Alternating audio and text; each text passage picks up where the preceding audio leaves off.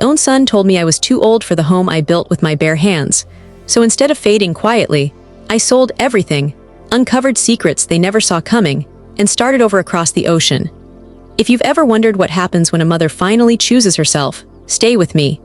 And if stories like this strike a chord, make sure you're subscribed to Not So Perfect Family 365, because tomorrow's story might just hit even closer to home. They said it so sweetly you could almost mistake it for kindness. Mom, Caleb began, palms spread like a referee, maybe it's time to downsize. Sabine didn't look up from her contour palette. People your age do better with amenities, activities, community. Steam rose from the kettle, the kitchen clock thunked, and I kept my smile as steady as the blue line of paint I'd brushed along these cabinets 22 summers ago. This room held science projects and birthday cakes. Now my son measured me like a problem to solve. Coffee? I asked. It bought me 30 seconds. I ground beans from a road trip long ago. Sabine's perfume settled on the air sharp and unearned. Caleb sat. We've been looking at a place, Sunset Grove. Indoor pool, a nurse on site, game nights. You wouldn't have to, you know. He gestured toward the backyard. Deal with all that. All that was the herb garden the paper photographed last spring. Gutters I schedule twice a year, a deck I power wash every May. I poured him cream the way he liked since he was 12. Sabine slid onto the bench like she owned the grain of the wood. It'll be so good for you, Jeannie. People your age need stimulation. The kitchen blurred, not from age, from fury. Tom's hand over mine at this table. We're okay, Evie. We always figure it out. I set a mug in front of my son. What makes you think I can't manage? Caleb softened his voice. You've done so much for us, Mom. Let us do this for you. For us meant for them. For the designer who'd asked about knocking out the wall between the dining room and my sewing nook to breathe. I'll start today, I said. Caleb exhaled. Really, that's great. Sabine's eyes flicked, satisfied. See, it's going to be smooth, babe. I carried my laptop to the far end of the table where the morning sun didn't ask permission. The cursor blinked. Senior living near me, I typed. Then backspaced until the field was clean. Portugal residency over 60. The Tagus River flared across my screen. Tiles, tram bells, white houses, a balcony with a lemon tree. Mom, Caleb called, we could set up a tour for Friday.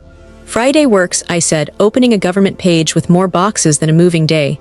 You can't reason with someone else's disappointment, but you can gather bank statements, scan a passport, count days. I bookmarked, residency pathways for retirees. It felt like a key in a lock. Sabine patted over, mascara wands clicking. What are we researching, Jeannie? Air, I said. Where to get more of it? She laughed. Sunset Grove has a solarium. Imagine that, I said. I left one tab up, a lemon bar recipe from 1998. Behind it, 10 new tabs slept, consulate appointments, shipping quotes, a neighborhood called Alfama, a realtor named Amelia. Caleb's phone buzzed. He mouthed, sorry, already heading out.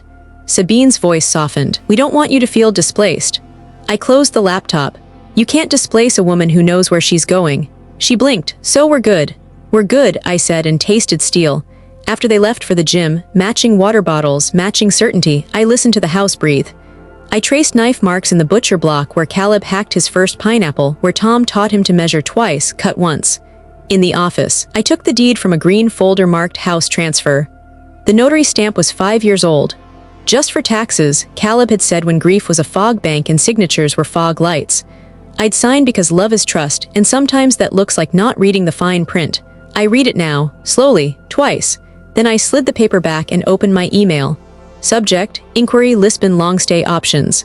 I attached the statements Tom left me, the policies he'd set up like fences around a field. The cursor hovered over send. In the window's reflection, I saw a woman with coffee-colored eyes and a mouth that knew how to hold a line. 67 is not old. 67 is a match if you strike it. Mom, Caleb again from the driveway. Do you need anything from the store? I hit send. Just lemons, I called, and watched a list of requirements download like a forecast. Somewhere across an ocean, a city rang its tram bells on my behalf. Upstairs, vanity drawers in my guest room slid open, little wooden mouths ready to swallow what wasn't theirs. I shut my laptop, set it on the mixing bowls, and reached for the good pen Tom bought me the year we couldn't afford much else. On a yellow pad I wrote, pack, then don't announce. On the third line I wrote the only word that scares me and thrills me in equal measure. Go. The real betrayal didn't arrive in Caleb's words or Sabine's condescending tone. It had come years earlier, when my own grief had dulled me enough to hand over the deed. I stood in the study that still smelled faintly of Tom's aftershave, cedar and soap, even 5 years after his heart gave out in the driveway. On the shelf above his desk sat the green folder, house, transfer, The notary stamp glared like a bruise. "Just for taxes, Mom," Caleb had said, his voice low and soothing, the way you talk to a skittish animal. I'd been drowning in funeral casseroles, sympathy cards, and the sudden silence of a house with only one toothbrush in the bathroom. Signing papers felt like autopilot. I'd signed because trust was muscle memory. I'd signed because he was my boy, my only child, and when he asked me for something, my reflex had always been yes. Now, in this quiet room, the signature looked like a stranger's scrawl. My name had been erased with the swish of black ink, and the promise that it was easier this way. The radiator ticked as I lowered myself into Tom's old chair. The leather cracked beneath me, the same way my patience had been cracking lately. I opened the bottom drawer, bank statements, tax filings, one envelope I hadn't touched in years, stamped with Tom's neat handwriting, for Evelyn only. My hands shook as I slid it open. Inside, a single page listing account numbers I didn't recognize, balances that made my breath catch. He had opened a brokerage account years ago, never mentioning it. Not to Caleb, not to anyone. My name was the sole beneficiary. "God, Tom," I whispered. "You always planned further ahead than me." I stared at the numbers until they blurred. Enough to buy freedom twice over. Enough to build a life where no one could shove me into an appropriate box. The front door slammed. Voices filtered in, Caleb and Sabine returning from their Saturday errands. "Told her this morning," Caleb was saying, "and she took it well." Sabine's tone dripped with disbelief. "She agreed to start looking." "Perfect," Sabine said, "because I already called the designer. She's free in 3 weeks. Imagine this place with open space, natural light, our vision." I pressed the paper flat against the desk. Our vision. My jaw ached from holding in a laugh. They moved into the kitchen, rattling bags. Sabine's laugh rose, sharp as glass. I whispered into the empty study, "Not your house, not yet." That night I called Luz my neighbor, a widow like me but sharper, less forgiving of fools. She answered on the first ring. "You sound tight," she said. "They want me out." I confessed, senior living, game nights, fluorescent lights and early suppers. "Over my dead body," she snapped. "Listen, my cousin works with a real shark of a realtor, gets top dollar quick closings. You want the number?" I hesitated. "They think they own this place." "They think wrong," Luz replied. "Don't give them the satisfaction, make your move before they smell it." Her certainty steadied me. I jotted down the name, Claudia Morales. At midnight, I padded downstairs. The kitchen glowed with moonlight, silvering the scratches in the butcher block, the pencil marks charting Caleb's growth. I ran my hand along the counter where I'd once balanced bills and recipes, measuring flour while calculating mortgage payments. Tom's voice echoed in my memory. "You keep us steady, Evie. You always do." I booted up my laptop again. This time I typed, "Lisbon real estate expat." Photos bloomed across the screen. Whitewashed apartments with wrought iron balconies, tiled courtyards that smelled of oranges, markets spilling with color. I could almost hear Tom chuckle. "Go on, Evie. Grant yourself a wish for once." The cursor blinked like a heartbeat.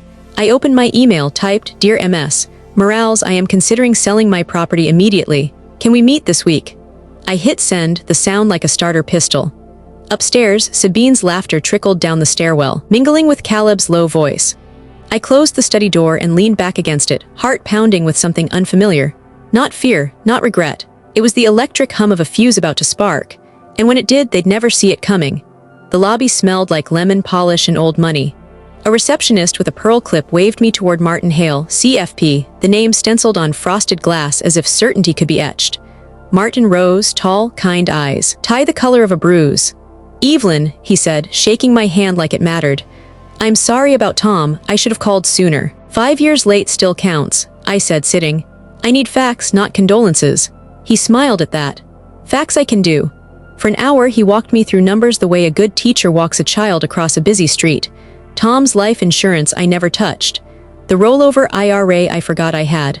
Proceeds from the sale of his small logistics firm, split between a bond ladder and a basket of sleepy blue chips. The envelope I'd found last night, for Evelyn only, wasn't a riddle after all. It was a brokerage account Tom had set up years ago with automatic contributions he never bragged about. Martin swiveled his screen toward me. "After fees and a rotten year or two, you're still comfortably 7 figures. If you want your life to throw off income, it will. If you want to buy, you can. If you want to rent by the water and never cook again, also possible." "Portugal," I said before I could talk myself out of it. "Lisbon," he didn't blink, "good choice. Clean tax treaties, competent banks, residency paths for retirees. You'll need documented income and access to funds. That's the boring part. You've already done the hard part." "What's that?" "Deciding you're allowed to want." He clicked again. "One more thing, you asked me to pull the title history." He slid a printout across the desk. I braced for the cold slap of my son's name. It wasn't there. Instead, Evelyn M. Walsh, Revocable Living Trust Trustee. Evelyn M. Walsh, Successor Trustee Caleb Walsh. My laugh came out wrong, like I'd swallowed a marble. He told me he owned it. He either misunderstood or liked the power of the sentence, Martin said gently. You placed the home into your revocable trust after Tom died. Standard probate avoidance. You can sell as trustee without Caleb's signature. He only steps in if you're gone or incapacitated. The room tilted. Rage, yes, but something hotter under it, oxygen.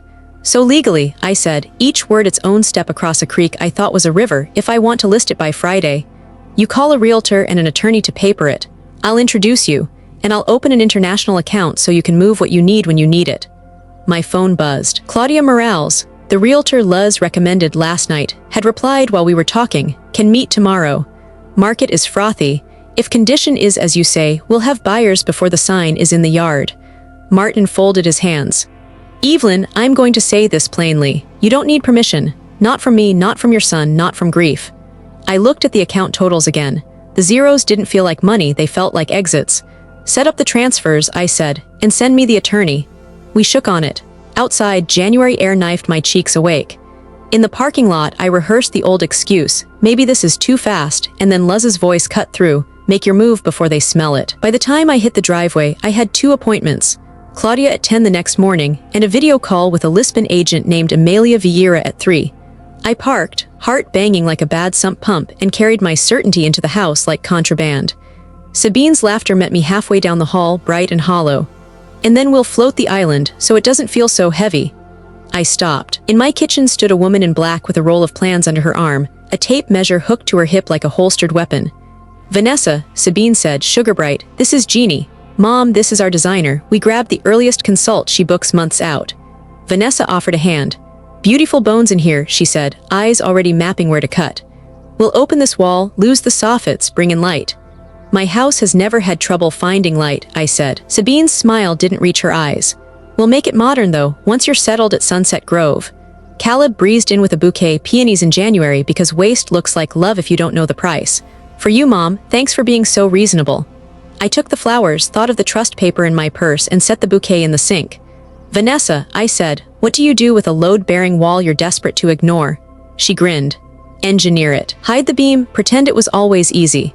Caleb pressed a file folder onto the table. A printed mood board, the word demo circled like a dare. We just need your timeline so we can tell the contractor when to start. My phone vibrated. Claudia again, if you can be ready, I can bring a photographer at 9:30. Cash buyer preview at noon. I typed 4 letters with a thumb that didn't shake. Yes. Sabine's tape measure danced out. Clicking along the seam where my blue paint met the wall, we'd papered the year Caleb turned 8. Once she's moved, she told Vanessa, like I was luggage, the first swing is here. The refrigerator hummed, the clock thunked. I could hear each second hit the floor.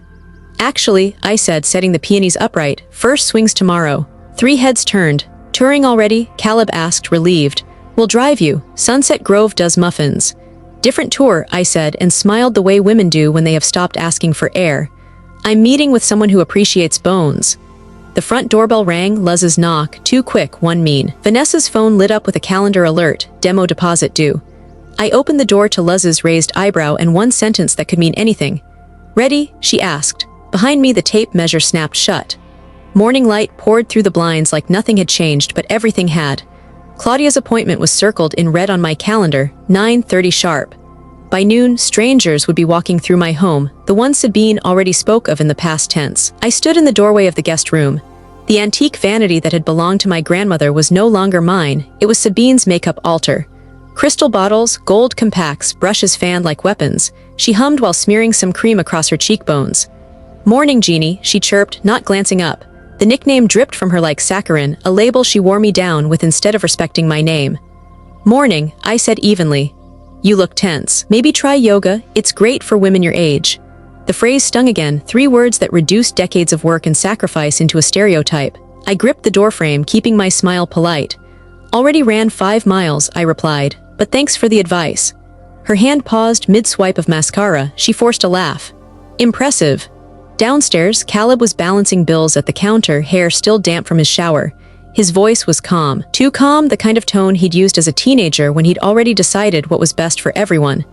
Mom, about last night, he began. Sabine and I talked more. It's just this house, it's too much for you. We need space to start a family, you understand.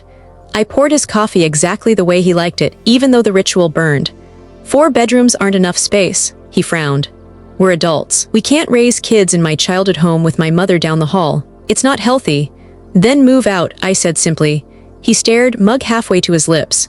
Mom, this is my house. No, I corrected, setting down my own cup. It's in trust. Big difference. The silence stretched heavy and sharp. He swallowed his coffee like it was acid. Why are you being difficult? Why are you pretending kindness when what you mean is eviction? At 10 minutes to 9, Sabine glided in wearing leggings branded in letters large enough to pay half a mortgage. The designer will be back Friday, she said breezily. We'll need you to clear the kitchen by then. And Evelyn, don't feel rushed. We know transitions take time. Kind of you, I said, slipping my keys into my purse. But my transition's already underway. Her brow knit. What do you mean? The doorbell rang. Claudia Morales stood on the porch, tailored suit, leather portfolio, the look of someone who didn't waste hours on yoga mats. Sabine opened the door before I could. Can I help you? She asked, voice edged with suspicion. I'm here to see Evelyn Walsh, Claudia replied crisply. About the listing. Sabine blinked. Confused, Caleb appeared behind her, his face draining color. Listing? What listing? I stepped forward, smoothing my blouse. Mine. Claudia's tour was brisk. She praised the crown molding, the refinished hardwoods, the herb garden thriving in January. I followed, notebook in hand, while Caleb and Sabine trailed like ghosts. The market's hot, Claudia said. This property could fetch multiple offers by week's end. If you want to move quickly, we'll start with a photographer tomorrow. Perfect, I said. Sabine sputtered.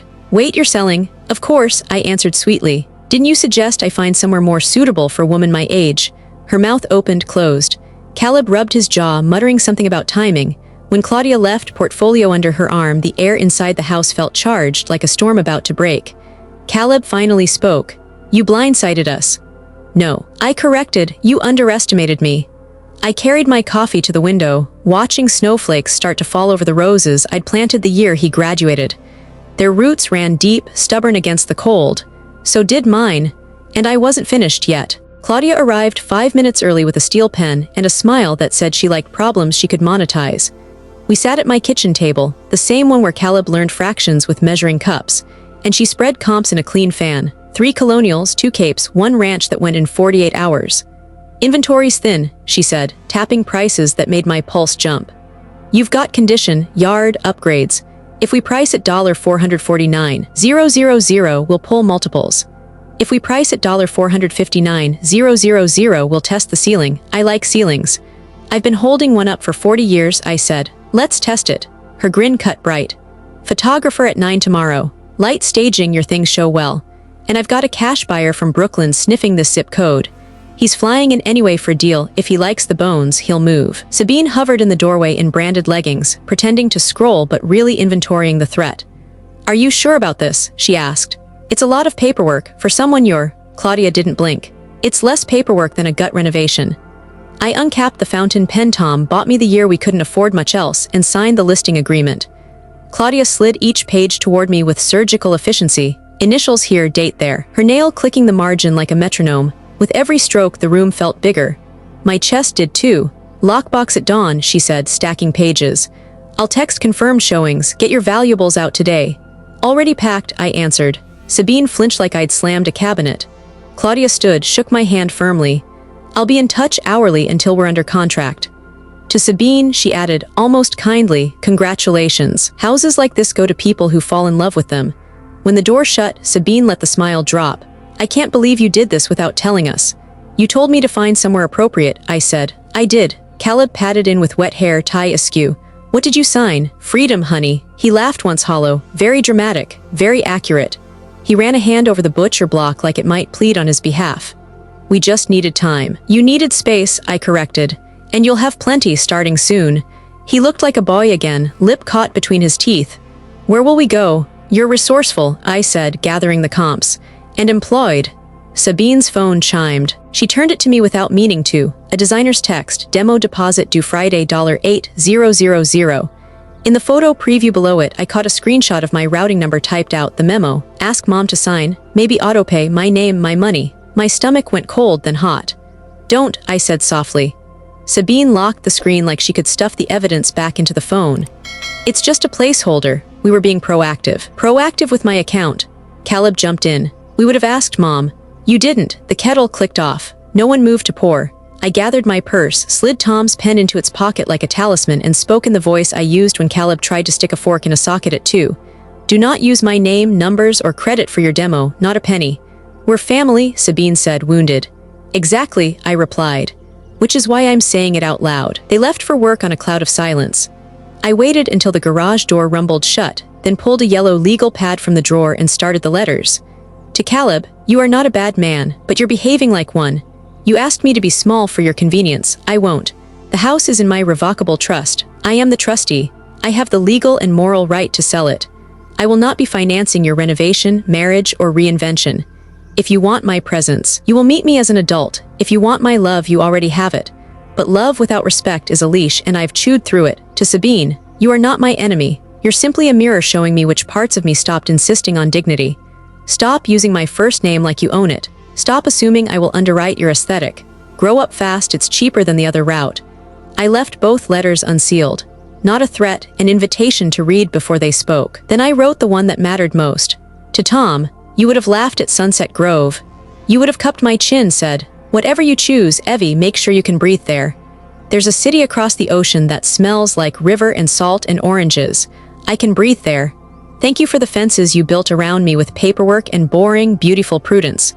I'm walking through the gate now. I folded the paper carefully and slipped it between the pages of his dog-eared paperback on the shelf.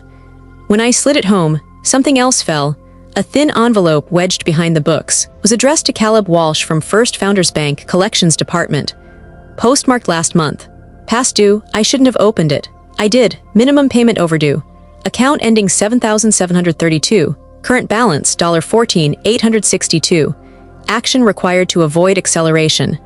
Underneath, a payment history. Missed, late, missed again. My son, who bought peonies in January, who planned demolition with other people's money, was drowning. Shame pressed behind my eyes, not mine, his, and anger, not at the debt, at the lie that held it upright. My phone buzzed, making me jump. Claudia, already have interest. Cash buyer wants a pre-market walkthrough at 6 p.m. tonight. He's in town early. 2-week close, possession at closing. Are you willing? 2 weeks. Sabine's demo deposit DUE Friday flashed in my head like a siren. I typed yes. Then another text. A foreign number I'd come to recognize from late-night research. Amelia Vieira. Apartment in Alfama just listed. Furnished. Terrace. Available Feb 1. Video tour at 3. I stared at the screen, at January's thin light slipping across my floor, at the bills and the peonies and the envelope with collections bleeding through, and felt the click again, the one that sounded like a key turning in a lock. 3 works, I replied. At 2:58, I opened my laptop. Tram bells rang faintly through my speakers as the call connected. A woman with a waterfall of black hair appeared, the Tagus glittering beyond her window. Evelyn, she said in warm, accented English. Shall we begin? Downstairs, a car door slammed. Caleb's voice floated in, tight and hurried. Babe, where's the demo checkbook? Sabine answered, ask Mom. I unmuted, smiled at the river across the world, and spoke the line that would change everything. Yes, I told Amelia, show me where I'm going. By the time Amelia's video tour ended, I could smell oranges I'd never peeled and hear seagulls I'd never fed. The Alfama apartment was sunlight carved into stone, pale walls, a terrace dripping with bougainvillea, and a kitchen small enough that no one could invade it. You like? She asked. I don't like, I said, voice shaking with certainty. I want. Her smile curved like the river behind her. Then it is yours. Senhora, if you are quick. Landlord prefers quiet tenants. 2-year lease. Furnished, you can be here February 1st. 2 weeks, the exact window Claudia had promised me on the sale. I agreed, heart thrumming. At 6 sharp, Claudia arrived with the cash buyer. He wore an overcoat that cost more than Caleb's car, a portfolio tucked under his arm like a weapon. He walked my halls without reverence, running a finger along crown molding, tapping the granite with a knuckle, asking square footage questions Claudia answered before I could. I'll take it, he said finally, pausing at the foot of the staircase. $465 cash, 2-week close. I'll wire earnest money tomorrow. Sabine's face drained of color. Caleb opened his mouth, then shut it again. Claudia didn't look at them, she looked at me. Mrs. Walsh, I signed with Tom's pen. The strike of ink felt like thunder in my hand. Congratulations, Claudia said. Condolences, Sabine whispered. That night, the house felt like it was already ghosting me. I packed in silence. albums, jewelry, the china cabinet marked with a yellow sticker for the movers. At midnight, I slipped the collections department letter into Caleb's nightstand drawer. Let him discover his reflection alone. But I left something else in plain sight on the kitchen counter, 2 unsealed envelopes with their names. Caleb's, written in my careful cursive, love is not entitlement. Sabine's, respect is cheaper than marble countertops. Morning came with frost across the windows. Caleb shuffled in, hair wild, eyes swollen from sleep. He saw the envelopes, froze. Touch them. You sold it, he said hoarsely. I did. Where are we supposed to live? You'll find somewhere. You're 36. Mom, I lifted my coffee. Stop calling me mom like it's a get-out-of-debt card. You're a man, start living like one. Sabine appeared, mascara perfect, leggings tight enough to hide nothing. This is insane, she hissed. You're abandoning us. No, I said softly. I'm abandoning the idea that I owe you my life. By noon, Claudia texted, wire received, closing set for January 30. I replied with one word, perfect. That evening, Helen knocked with her signature rhythm, too sharp when playful. I let her in, poured wine, and finally told her everything. About Caleb's ultimatum, about Sabine's designer, about Lisbon, about Alfama. She listened, eyes sparkling. You've got guts, Evie. I've got choices, I corrected. They just forgot I did. We clinked glasses. To remembering, she said. To remembering, I echoed. Later, alone in my bedroom, I slid my passport into a carry-on. The zipper closed like a drum beat. Outside, the wind rattled the old shutters, trying to warn me, trying to scare me. But the house no longer held me. I lay back on the bed where Tom once traced plans for a future he didn't live to see and whispered into the darkness. I'm coming, Lisbon. And for the first time in years, I slept like a woman who had already left. By breakfast, the house had learned my secret. It held its breath while I moved through it, touching picture frames, running a cloth over the mantel, sliding a yellow sticker onto the back of my grandmother's china cabinet. I kept the stickers small on purpose. Let them be quiet as a passport stamp. Claudia texted at 8:07, photographer confirmed.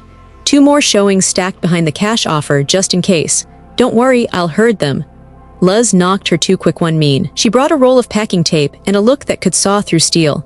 I told Marta on Birch Lane you were listing, she announced, already flattening a box. By noon the HOA will have you remarried and pregnant. God forbid, I said, handing her the bubble wrap. We worked in companionable silence, sealing the parts of my life that would cross an ocean in cardboard and patience. I kept what mattered. Tom's pen, the wedding china we couldn't afford, the oil painting of the lake where we'd eaten cold peaches on our honeymoon. The rest could belong to air. Say it out loud, Luz said finally, twisting tape. I'm leaving, I said. Louder. I'm leaving, she grinned. There she is. At 10, Sabine drifted in wearing leggings you could write a check on. She stopped at the doorway, processing the labeled boxes, the open drawers, the absence of my sewing machine from the corner. What's all this? She asked. Packing, I said, for she caught herself, laughed too high. Right, the community, did you set a move date? End of the month. I kept my face neutral, true, just not the version she imagined. That's soon, she said. We'll need to coordinate the demolition crews. Post-closing, I said. Her phone chimed, bright and needy. She glanced down, paled, then slid it face down on the counter. I saw the words upside down, just enough. ACH attempt declined $8,000. My bank had heard me when I called last night. No third-party withdrawals, not a penny. Problem? I asked. Just spam, she said, too fast. Anyway, Caleb and I are going to look at cribs today, for the future. Let the sentence hang like bait. Buy nothing you can't return, I said, and slid another plate into paper. She hesitated. I'll need the card you use for incidentals. It's easiest if... No, her smile thinned. You embarrass yourself when you play hard. You embarrass yourself when you spend other people's money. She stared at me like I'd sworn in church and floated out, bare feet whispering over wood I'd refinished with Tom one summer of sweat and laughter. By noon, the photographer was circling, coaxing light out of corners. Claudia trailed behind, naming angles. Offer is signed, she murmured as we stood under the archway Caleb wanted to erase. I'll courier documents for the trust later today. Closing the 30th at 10 a.m. You'll have funds by afternoon. Thank you, I said. The words were too small. She nodded toward the fridge where a magnetic notepad read, groceries. You going to tell them today? Only the part they need. Good, she packed her portfolio. Sometimes quiet is the sharpest knife. After they left, the house exhaled again. I made lemon bars, the recipe from 1998 still open on my laptop like alibi, and waited for Caleb to appear in the doorway with that careful managerial face that had once belonged to a boy who cried over a skinned knee and then laughed when I blew on it. He came at 3, tie loose, damage control already rising off him like heat. He looked at the stacked boxes, at the yellow stickers, at the bouquet of peonies now brown around the edges in the sink. "You're really doing this," he said. "I am." He reached into his pocket and pulled out an envelope, creased guilty. First Founders Bank Collections, the same one I'd slid into his nightstand. "You read my mail," he said flatly. "It was in my house. I shouldn't have. I did." He swallowed. "Control?" "It isn't," I said gently. "Nothing is if your plan requires my oxygen." He flared. "I'm your son." "I am your mother," I said, and watched the sentence hit him. "Not your credit line." He stared at the floor so long I counted 37 heartbeats. When he spoke, his voice was smaller. "I don't know how to fix it." "You start by telling the truth," I said. "To yourself, to your wife, to the bank. To me if you want me in your life. Are you still going to Sunset Grove?" He tried to sound casual and failed. "I'm leaving at the end of the month," I repeated, because that was all he earned today. He nodded, eyes skittering away from mine and back toward the hall, relief and resentment tangled in his shoulders. Okay. At 5, Helen came with a casserole because widows learn each other's secret calendars. We ate at the counter, feet on the lower rungs like girls in a diner, and planned out loud. Movers at 7 a.m. On the 31st, storage facility in Lisbon, keys at the concierge. Helen promised a ride to the airport and a hug I could keep in my pocket. "I keep thinking I should be crying," I told her. "Maybe later," she said. "Maybe you've cried enough for 10 women and now you get to be dry." At 7, Sabine swept in, phone to her ear. "I can't believe you," she snapped into the receiver. "You said you would. Dad, you promised. Okay, fine." She hung up, knife-sharp gaze landing on me. "My father won't lend us a dime because he says you're teaching us a lesson. Did you call him?" "No," I said. "He just paid attention." She pounded open a drawer, slammed it closed. "You're cruel." "I'm alive," I said. "That's new." At 8, we sat, an accidental family, at the table where everything important and unimportant had happened. I set out the lemon bars. Caleb lifted his fork and set it down without tasting. "To new beginnings," he said finally. "A toast with no glass, a prayer with no God." "To telling the truth," I said and took a bite. The clock thunked. The house listened. "Where will you go?" he asked so softly I almost missed it. "Somewhere I can breathe," I said. Sabine's laugh had shards in it. "How inspirational." Caleb flinched. "Sab, no," I said. "Let her speak, it's cheaper than the marble." She pushed back from the table, chair scraping. "I'm done here." "So am I said. Began clearing plates that had fed a boy and a man, and now the ghosts of both. When they went to bed, separate rooms, separate blue glows under the doors. I stood at the kitchen chalkboard and wrote 3 lines for myself, small enough that only someone looking for me would see them. Jan 30, closing, 10 a.m. Jan 31, 7 a.m. movers. Feb 1, keys. I capped the chalk and leaned my forehead against the cool of the door. My phone buzzed on the counter. A Monaco number, then Lisbon. Funds received from Claudia. Lease countersigned from Amelia. Keys with concierge. Welcome from a name I didn't know yet, Henry. I texted Helen, "Wheel me to the gate. I'll sprint you to it." She added a heart I could believe in.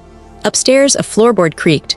Caleb in the hallway, standing outside the guest room where Sabine's vanity glowed like a small altar. He knocked. "We can fix this," he whispered. Silence answered. Downstairs, the furnace kicked on. The house warmed me one last time. I turned off lights one by one. At the living room window, I caught my reflection, woman, widow, mother, future tenant of a life that belonged to her first. On the porch, a car idled, headlights brushing the curtains. I held my breath. The engine cut. A silhouette moved past the glass. A knock, not Luz's, not Helen's. I opened the door to someone I hadn't seen in years, hair grayer, eyes the same color as the lake where we ate peaches.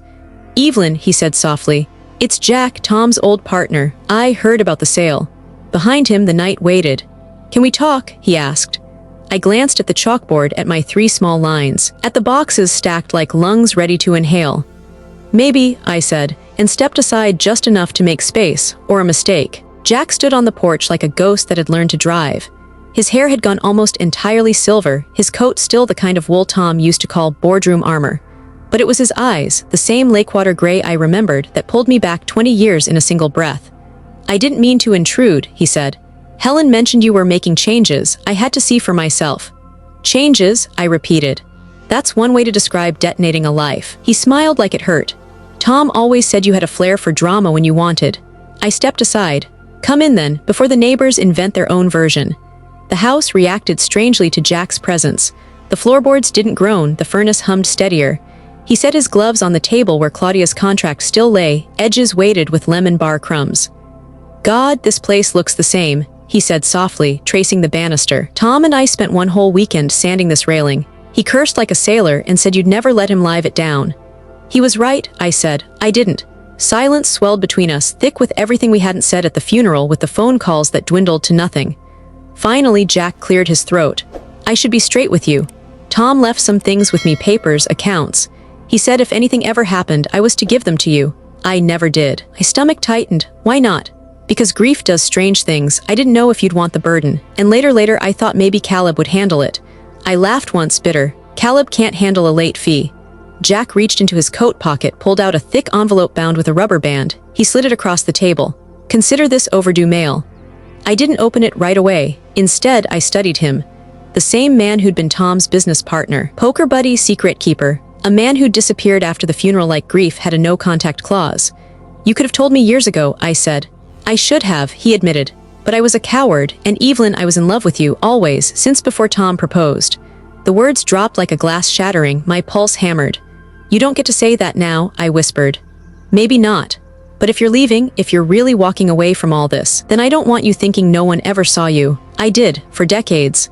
Before I could answer, footsteps creaked overhead. Caleb's voice muffled. Babe, did you hear the door? Jack stiffened. I pressed a finger to my lips. Caleb's shadow passed across the upstairs landing, then retreated. A door clicked shut. I exhaled. We have 15 minutes before they invent a reason to come down. Jack's gaze flicked to the packed boxes, the yellow stickers. You're serious, you're really going? Yes. Lisbon, maybe Monaco, maybe Portugal, anywhere that isn't here. And you're doing it alone. I met his eyes. I'd rather be alone than used. He nodded, jaw tight. Then open the envelope before you board that plane. When he left, headlights sliding across the snow, I tore the band free. Inside were account statements, investments Tom had kept quiet, cautious, growing like hidden vines. Almost $500,000 more than I'd known existed. At the bottom was a note in Tom's handwriting.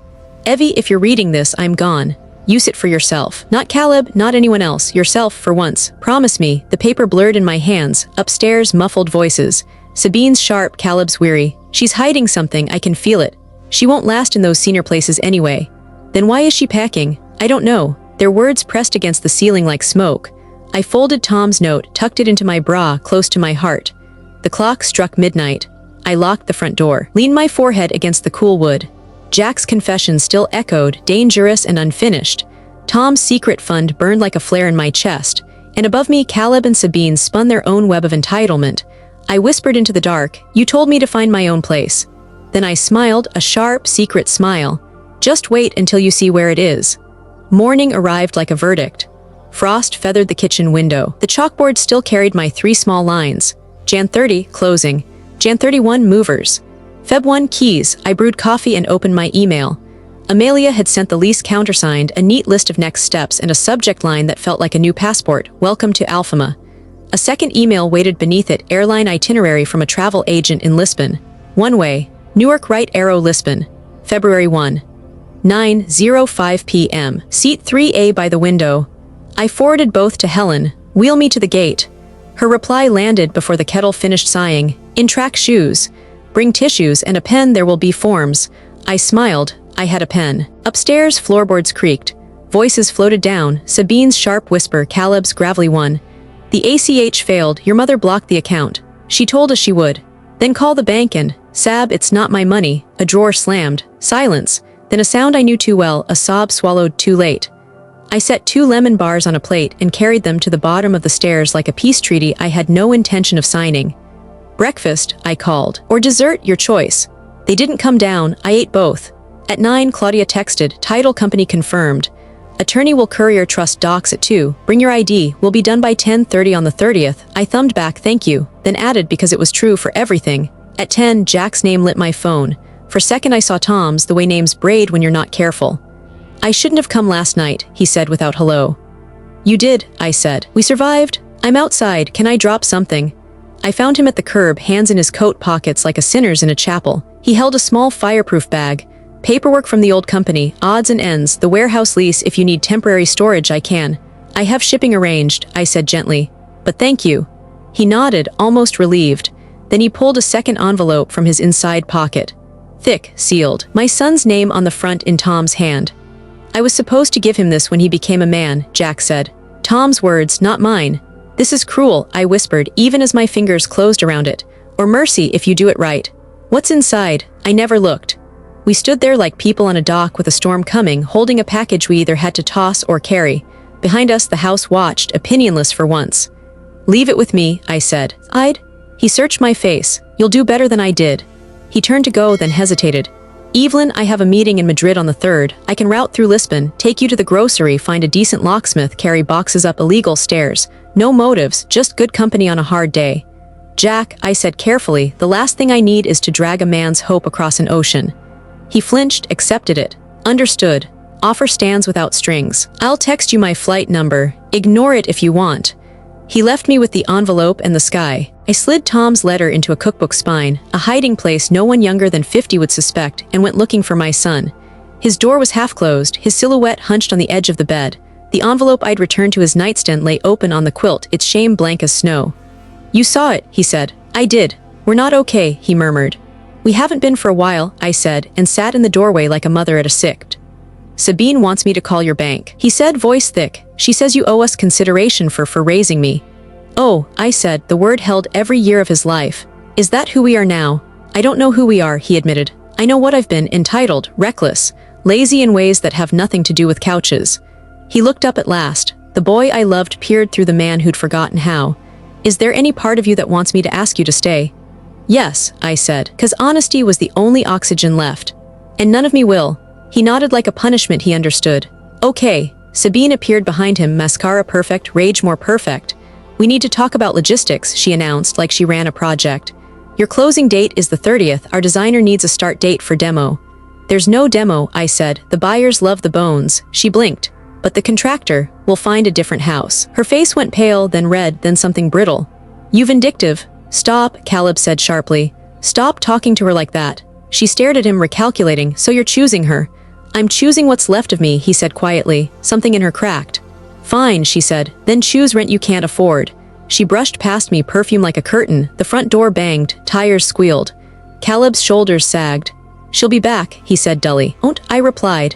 "Either way, you'll still be here with yourself." He gave a broken laugh. "That's what I'm afraid of." "Good," I said, and a corner of my mouth lifted. "Fear means you might change." We stood in truce for breath, then I held out my palm. "Your driver's license," I said. "I need to take it to the title company. They'll copy it for the file." He handed it over, confused until the point landed. "You're really doing it," he whispered. "I am." At noon, the doorbell chimed. Not Luz, not Helen. A courier in a windbreaker, frost still glittering on his shoulders. He slid a folder across my threshold. Walsh Trust conveyance papers. On top, a tab begged for ink, trustee signature. I signed where the tab told me. The pen drew a line between the woman who apologized for breathing and the one who packed her oxygen first. The courier left. The house settled. I made a sandwich I didn't want and ate half of it standing up. When I reached to put the mustard away, the cookbook shifted. The hidden envelope slid and bumped my wrist like a pulse. I carried it upstairs. Caleb looked up when I stepped in. "What's that?" he asked. "A choice," I said. I placed it in his hands. The paper looked heavier there, like a kettlebell for the soul. "It's from your father. Jack kept it because he didn't think you were ready. I'm giving it to you because I'm done deciding how grown you are." He stared at my face, then at his name in Tom's hand. "What if it's terrible?" "Then you'll survive it," I said. "And if it's good, try not to spend it in one day." He almost smiled. Almost. I turned to leave, but he stopped me with a question I hadn't earned. "Will you read it with me?" "No," I said softly. "This one is between you and the man who taught you to measure twice." He nodded, throat working. I left him with his inheritance, the kind that doesn't come with a routing number. Downstairs, my phone buzzed. A message from a number not yet in my contacts. "Henry, concierge, your keys are ready. Would you like flowers in the apartment when you arrive?" I typed without thinking, "Yes, lemons if you can find them." "Always," he replied. Lisbon has a way of giving people what they finally ask for. I closed my eyes and let the sentence lay its warm hand on my chest. Upstairs, paper tore, then silence. The front door opened. Footsteps. Sabine. Back again, heels this time. Behind her, a heavier tread. A man's voice with the same vowels as hers, colder. "Mrs. Walsh," he called into my house, full of confidence and legal diction. "I'm Sabine's father. We need to discuss an injunction on the sale." I looked at the chalkboard, at my 3 small lines. Then I set my sandwich down and walked toward the voice that thought it could stop a tide. The man filled my doorway the way a banker fills a foreclosure notice, smug, certain, reeking of cologne and leverage. Sabine trailed behind him, her smile the sharp edge of glass. Caleb stayed on the stairs, pale as plaster. "Mrs. Walsh," Sabine's father said, extending a business card I didn't take. Alan Dupree, attorney, we need to discuss your hasty decision to sell this property. Discussion implies choice, I replied, folding my arms. And I'm out of choices I don't make myself. He ignored me, moving toward the kitchen like he owned it. The transfer deed lists your son as sole title holder. That makes this sale unenforceable without his consent. Caleb spoke for the first time. Dad left the estate to Mom. The transfer was for taxes. She can do what she wants. Sabine spun on him. Are you insane? This is our future. No, Caleb said quietly. It was my mother's past. Alan's smile didn't crack. You don't want a protracted battle, Mrs. Walsh. Injunctions, freezes, your buyers walking away. Embarrassing details about your finances. He tapped the briefcase. I have everything I need. I slid a folder across the counter. Claudia's closing packet, stamped and notarized, the ink barely dry. So do I. He flipped it open, eyes narrowing as he skimmed. His lips moved. Cash buyer, no contingencies, deed already transferred. Impossible, he muttered. Probable, I corrected. And final. Sabine snatched the folder, scanned, and went white. You, her voice broke. You already closed. Yesterday morning. I set my coffee down, savoring the quiet click. While you were at Pilates. Alan's jaw tightened. You may think you've won, but contracts can be challenged. Challenge all you like, I'll be in Lisbon. That stopped him. Lisbon, I smiled. Yes, Portugal, Europe, where your credit cards can't follow me. Caleb made a small sound, half laugh, half sob. Sabine lunged forward. You can't just abandon us. I'm not abandoning anyone, I said. I'm freeing myself, you'll learn the difference. Her father grabbed her arm, hissed something I couldn't hear, and steered her toward the door. She jerked free, face twisted. Enjoy your European retirement, Jeannie. Don't expect us at the funeral. I wouldn't, I said softly. The door slammed hard enough to rattle the china I'd already boxed. Caleb stayed on the stairs, head in his hands. Mom, I'm sorry. I know, I said, but sorry doesn't build walls or pay mortgages. He looked up. Can I at least help you pack? For a moment, the boy I'd raised stood there, awkward, earnest, trying. My throat tightened. Yes, start with the garage. Anything marked yellow ships, the rest donate or burn. He nodded and moved. By late afternoon, the house was a skeleton of itself. Boxes lined the hallway like sentries. Movers would come in 10 days, but I wanted my pass staged and ready. As I labeled the last carton, my phone buzzed. Helen, wine tonight, my porch, bring the truth. I texted back, on my way, and I'll bring cheese. Caleb passed me in the hall, carrying boxes to the garage. He paused. Mom, yes, do you think Lisbon will make you happy? I met his eyes. Lisbon won't make me happy, I will. He nodded slowly. I hope you do. That night, Helen poured Merlot into mismatched mugs. The porch smelled of wood smoke and lavender. Sabine's father stormed out of here like a bull, she said. Half the neighborhood's already talking. Let them, I said. I'm done curating my reputation. She raised her mug. To finally choosing yourself. I clinked ceramic, to finally remembering I could. When I got home, the house was quiet. Caleb had gone out or to bed. On the counter sat the envelope Jack had given me, the one with Tom's handwriting for Caleb when he becomes a man. I touched it once, then left it where it lay. Some things had to be faced alone. Upstairs, I zipped my suitcase halfway, slid Tom's pen inside, and whispered into the dark. 10 days. The words tasted like freedom. By midweek, the neighborhood group chat had turned into a courtroom with lawn chairs. Luz screenshot the thread and slid her phone across my counter like contraband. Anyone know why Evelyn's selling so fast? Heard the son kicked her out. No, heard she's unstable. The daughter-in-law's father is a lawyer, sad all around.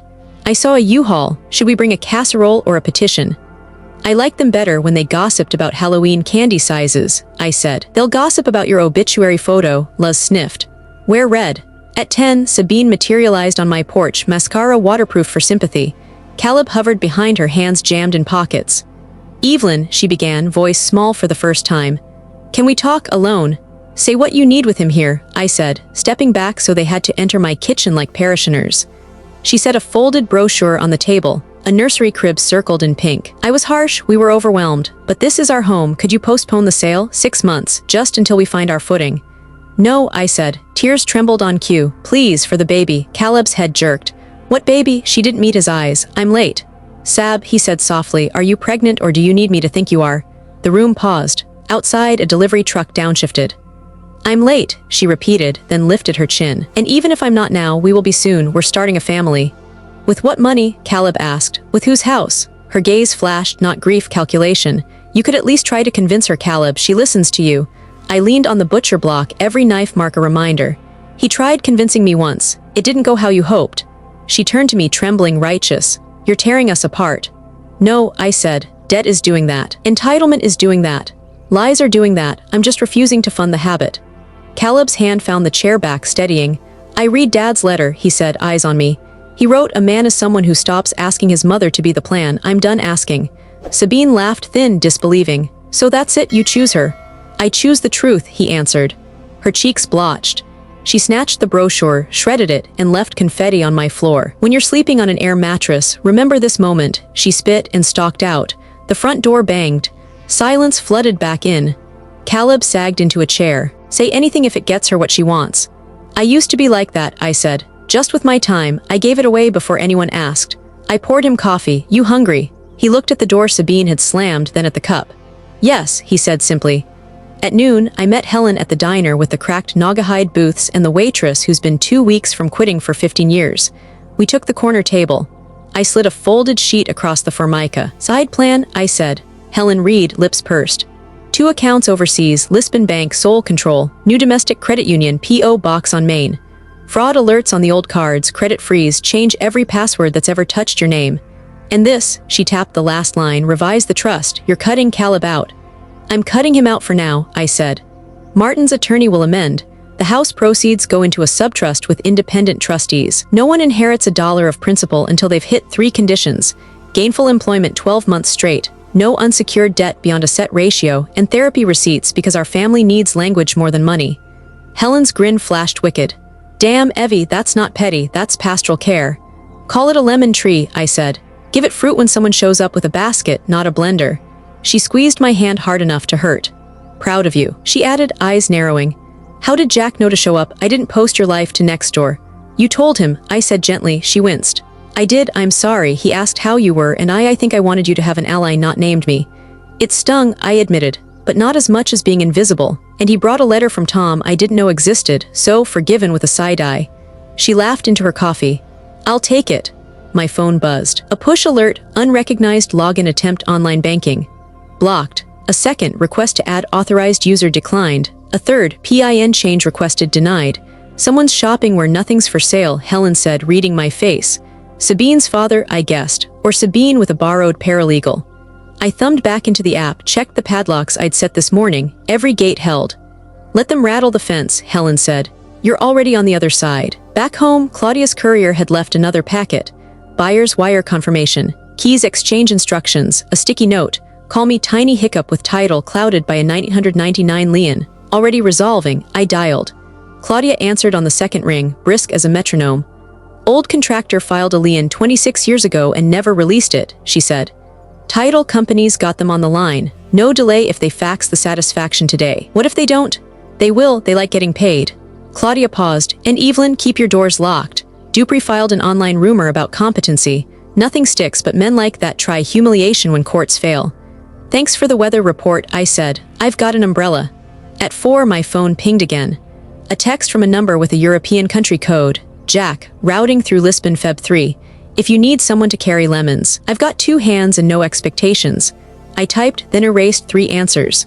Finally, send your flight. I may need a lamp assembled, that's all. Understood, he replied. I'm good with lamps, terrible with promises. I almost smiled. At 6, Caleb stepped into the doorway like a man deciding whether to swim. I called the bank, he said. To take my name off your account. I never had it, but I wanted to be the one to say it out loud. Thank you, I said. That matters? He nodded, then hesitated. And I'm looking at a 1-bedroom near the train. Small, ugly, affordable. My favorite 3 adjectives, I said. He took a breath. Do you think Dad would be proud? I think he wrote you that letter because he knew you could become the man who didn't need it, I said. He swallowed, and I watched the boy unclench his fists and let the man step forward. Night dropped like a curtain. I showered, zipped one suitcase closed, left the other yawning. When I came back down, a certified letter sat in the mail slot like a tooth on a pillow. The return address Reed County Probate Court. I slid it open with Tom's pen. Notice of emergency petition for temporary conservatorship, INRI, Evelyn M. Walsh. Hearing set, Monday 9:00 a.m. Petitioner, Alan Dupree-esque, on behalf of concerned family member. My heart thudded once, hard, then steadied. A wellness check disguised as a chain. The doorbell rang, 3 firm presses. Through the glass, 2 officers stood with polite faces, and beside them, Alan in his winter coat, paperwork peeking like teeth from his briefcase. Mrs. Walsh, one officer called. We received a request for a well-being check. Behind me, the house waited, boxes lined like witnesses. Upstairs, the envelope in Caleb's room whispered to itself. I tucked Tom's pen behind my ear, turned the deadbolt, and reached for the handle with a calm I hadn't earned until now. "Evening, gentlemen," I said to the wood. Then I opened the door. The officers entered first, caps tucked respectfully under their arms. Alan followed, smug as a man who thought the law was an extension of his briefcase. Caleb trailed down the stairs, face pale. "Mrs. Walsh," the taller officer said, "we had a request to ensure your well-being. Standard procedure when there are concerns about capacity." "Capacity?" I echoed. "To make coffee, pack boxes, sell my home." Alan set the petition on the counter like a trophy. "No one questions your independence, Evelyn. We simply want to confirm you aren't being coerced or making rash decisions." "You mean," I said, "that I had the audacity to make decisions without your blessing?" Sabine appeared at the door, feigning meekness. "We're just worried about her, officer. She's been under a lot of stress, and at her age." "Finish that sentence," I said softly. The shorter officer cleared his throat. "Ma'am, all we need is to ask a few questions. What day is it? Who's the president? That sort of thing." I laughed, not kindly. "Gentlemen, if you're testing orientation, let's be thorough. It's Wednesday, January 24th. The president is who he's always been, too loud or too quiet, depending on your politics. And my mortgage, utilities, and taxes are current. Shall I pull statements?" The officers glanced at each other. Alan stepped forward. "That proves nothing." Evelyn, selling a family home impulsively could be seen as diminished judgment. I slid Claudia's stamped contract across the counter. "Closed, funded, filed, nothing impulsive about a 4-hour meeting with lawyers." The taller officer skimmed it, then looked at Alan. "This is valid. I don't see grounds for further intervention." Alan's jaw tightened. Her son is concerned. All eyes turned to Caleb. He swallowed. His voice cracked, but he said it. "I'm not. She knows exactly what she's doing. Better than I do." The silence that followed was the cleanest sound I'd heard in months. Sabine hissed, "Caleb, think of our future." "I am," he said, and his eyes met mine for the first time without shame. Officers replaced their caps. "Mrs. Walsh, you're free to carry on, Mr. Dupree, unless you have evidence of fraud or medical incapacity. This is closed." They left. Alan gathered his papers with stiff fingers. "This isn't over." "Yes, it is," I said, opening the door wide. "At least in this house." He and Sabine stormed into the night. Caleb slumped into a chair. "Mom, I didn't know if I could say it out loud." "You did," I said, and poured him a cup of coffee. "Now live it." He rubbed his face. "Sabine won't forgive me." "Then she's not the partner you need," I said gently. He didn't argue. At midnight, I sat with Helen on her porch, the petition folded in my pocket. "They tried to declare me incompetent," I said. "And you declared checkmate," she grinned. "Tell me you enjoyed it." "A little," I exhaled. "But it's not just defense anymore. I need offense. Portugal paperwork's nearly done. I need to wire funds without Alan sniffing it out." Helen leaned closer. "Then use the subtrust. Let Claudia route through the Lisbon bank. By the time Dupree files his next motion, you'll be drinking Vinho Verde." I smiled into the dark. "You'd have made a fine lawyer." "No," she said. "I make a fine friend." Back home, I climbed the stairs. Caleb's door was ajar. He sat at his desk, Tom's letter open, tears streaking his face. "He wrote," Caleb whispered, "that loving me didn't mean saving me, that he trusted you to know when to stop. I thought he was wrong. He wasn't." He looked up. "Mom, can I help you move? Not to follow, just to carry a box." My chest clenched. "Yes," I said. For the first time, he smiled like a man, not a boy. At dawn, I placed Alan's petition in the fireplace. The flames curled it into ash, leaving no trace of his authority.